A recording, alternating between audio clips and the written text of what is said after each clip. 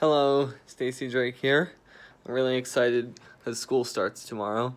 Not the skid school I was at before, Irvington High School, but that's going to be one subject of this video, along with problems on the center of Long Island.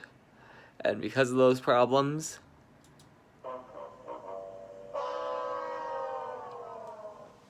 that.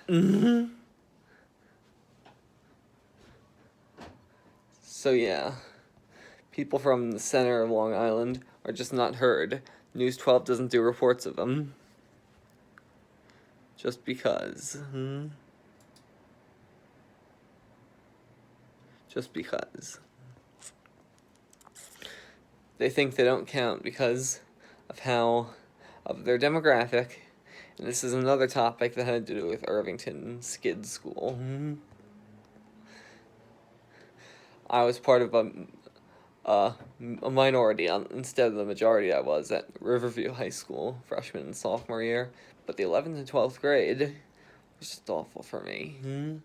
I was left forgotten with an additional other 5 students there who had a hard time because us 5 were forgotten. We don't count because we're not like the type of student who does just fine with the state standards. Same way as white finance professionals don't. They get what they want because white finance professionals get what they want because they're the majority on Long Island, on the South Shore. So yeah, this is the exact problem that people deal with on Long Island and at Irvington BOCES. I'm not even gonna try and help Irvington BOCES. I'm just gonna let that school I'm not gonna say die, but let that school rot. But Irvington BOCES needs to get their ass together. They need to get rid of the state standards, which is what they were supposed to do with me. But they didn't because the snobs there, which I will call snobs because of another thing that happened during the Trump election while I was in junior year. But yeah.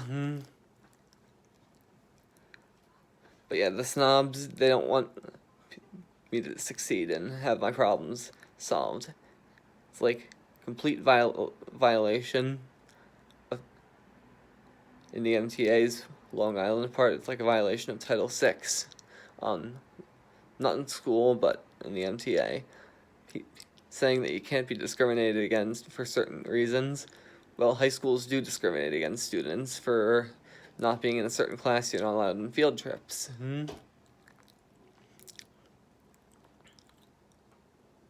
That counts as this type of discrimination. And yet, the state, the country, everywhere in the world basically gets away with it.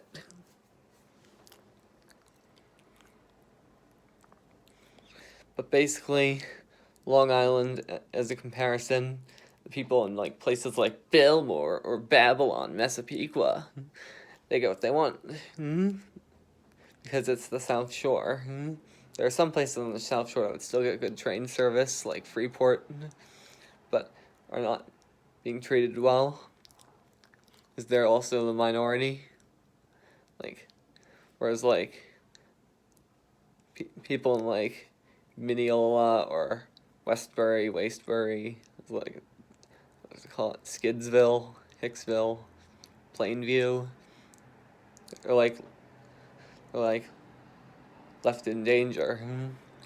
You saw my video at Mineola about somebody was asking me for a ticket. I'm not sure if that guy was a bum or was homeless, but still, it wouldn't have happened at Belmore.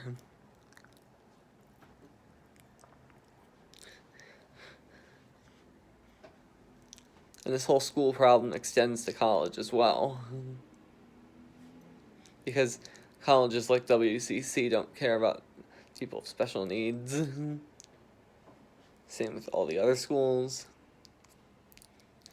And why did Great Britain, this is Britain, the British's problem, why did they make sixth form college mandatory? I don't think, a couple years ago, I don't think anybody complained about it being an option. And then they made people who still are not 18 by the finishing of sixth form move on to the next level of school until they turn 18.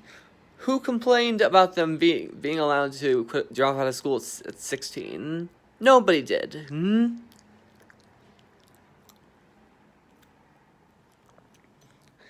So yeah, these like majority and minority ruled places need to get their act together. It's hurting the minorities like me or people in Mineola. And the whole like service suspension without any shuttle buses is all part of Pat Foy and Kevin Law.